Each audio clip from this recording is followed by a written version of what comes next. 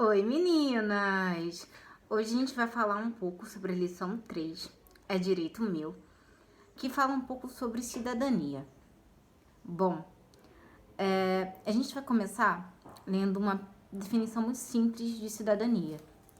Cidadania é o exercício dos direitos e deveres civis, políticos e sociais estabelecidos na Constituição de um país por parte dos seus respectivos cidadãos. Bom, você sabia que você tem uma cidadania celestial também? Em Hebreus 11, nós vamos descobrir que somos cidadãos celestiais que estão apenas passando um tempinho aqui na Terra. Vamos abrir em Hebreus 11? Hebreus 11, do versículo 13 ao 16.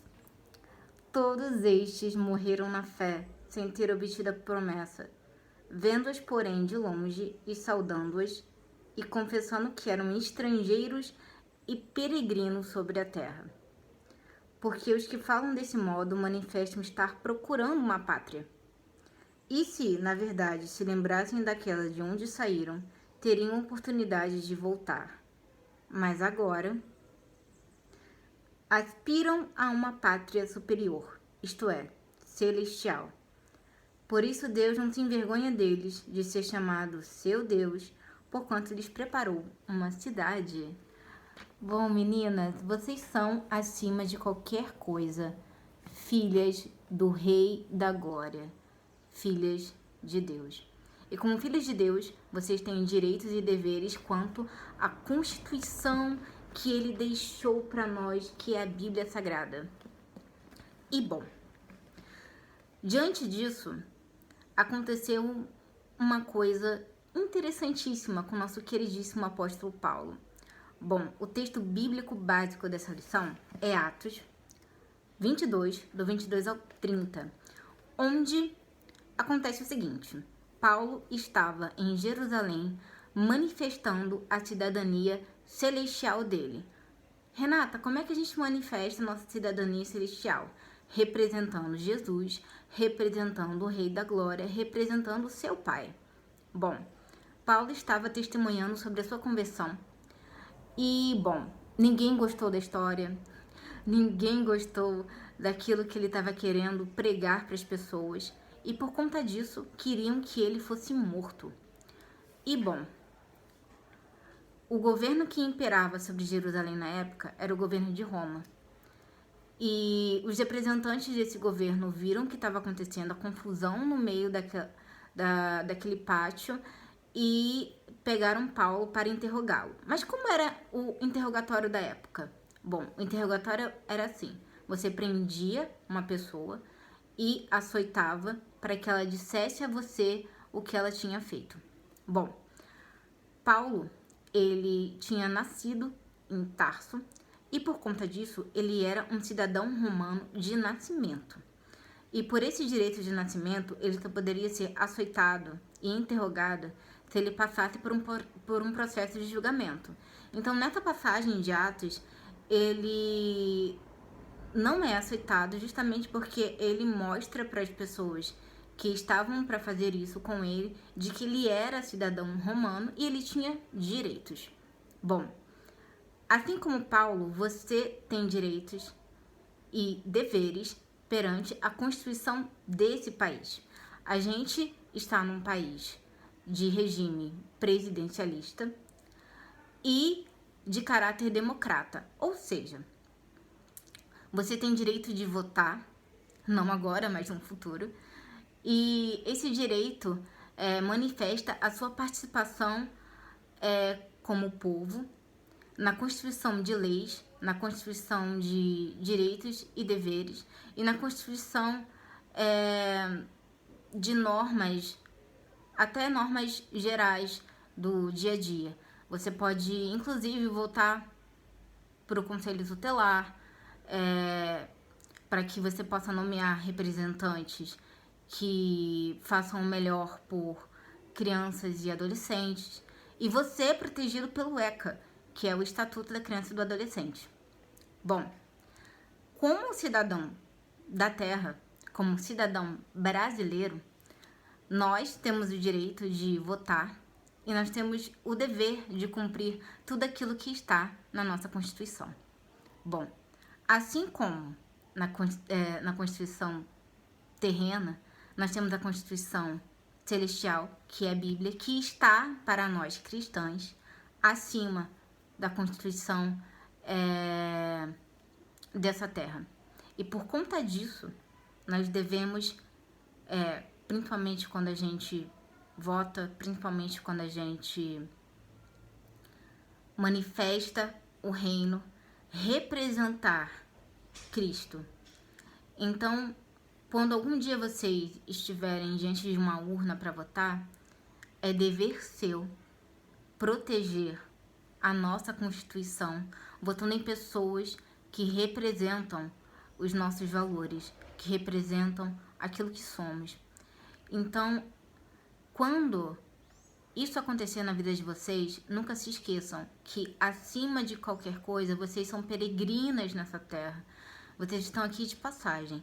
Então, tudo que vocês fizerem tem que ser para representar o reino e preservar o reino aqui na terra, para que mais pessoas sejam levadas a Jesus e mais pessoas, quando Jesus voltar ou quando essas pessoas morrerem, possam alcançar a salvação assim como nós chegamos, assim como nós alcançamos. Bom, levando isso em conta, a gente precisa entender uma outra coisa que é extremamente importante, que está lá em 1 Timóteo 2, do 1 ao 2. Abram comigo!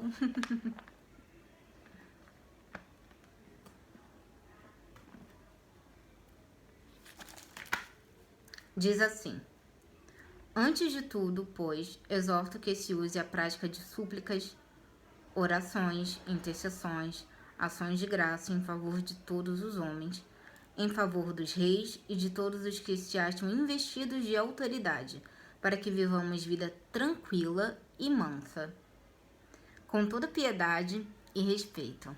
Meninas, aqui na Terra, nós temos que viver uns com os outros em paz. Nós precisamos viver uns com os outros em respeito. Precisamos viver uns com os outros de forma que ainda possamos pregar o Evangelho. É claro que vocês sabem disso, mas vale repetir. Existem muitos países em que os seus governos perseguem cristãos, acorrentam cristãos, matam cristãos por eles serem cristãos, por eles amarem a palavra de Deus e por eles manifestarem o reino. E isso aqui não acontece no Brasil porque nós estamos votando para que a nossa piedade cristã seja preservada. Renata, o que é a piedade? O que é a piedade cristã? Piedade, se vocês precisarem no dicionário ou jogarem aí no Google, bom, piedade significa amor pelas leis religiosas. E, bom, a única maneira de a gente poder evangelizar, manifestar o reino, sermos cristãos com liberdade, é escolhendo pessoas que compartilhem dos nossos valores, que compartilhem daquilo que a gente conhece como verdade. Então, quando algum dia vocês estiverem diante de uma urna, não se esqueçam disso. A sua cidadania celestial, o seu papel no reino, vem antes de qualquer outra coisa. Você deve votar para que a sua liberdade como cristã seja preservada, para que você, num futuro, não seja perseguida por amar a Deus acima de todas as coisas e por querer mostrar ao próximo que Ele é o único caminho, que Ele é o caminho, a verdade e a vida. Então, eu espero que nesse momento, principalmente difícil, em que estamos no coronavírus, onde os nossos governantes passam por vários momentos de indecisão, de dificuldades, para nos levar por um caminho melhor, que a gente possa ter em mente que a nossa função principal como igreja é estar orando por eles, para que eles possam fazer o melhor por nós, para que haja paz, para que esse vírus seja extirpado logo do nosso país e também dos outros países, e que vocês tenham em mente que Deus quer usar vocês também na política algum dia. Deus quer usar vocês como instrumentos na sala de aula, se algum dia vocês se tornarem professores. Que vocês são instrumentos de manifestação da sua cidadania celestial aonde vocês pisarem. Vocês são princesas, filhas de um rei que não só criou tudo, mas é dono de tudo. E quando tudo isso acabar, quando esse sistema acabar, quando o governo da terra não existir mais, só vai existir o governo do céu. E para você estar na cidade, na Nova Jerusalém, no governo do céu, governando e vivendo do lado do seu pai, do lado dos seus irmãos, você precisa manifestar a sua cidadania celestial aqui na terra. Você deve ser fiel a essa palavra, fiel a isto aqui, e entender que quando Jesus voltar, só isso vai nos garantir a vida eterna com Ele. Que vocês sejam como águias, que vocês voem tanto aqui na terra como diretamente para o céu. Que o Senhor abençoe vocês.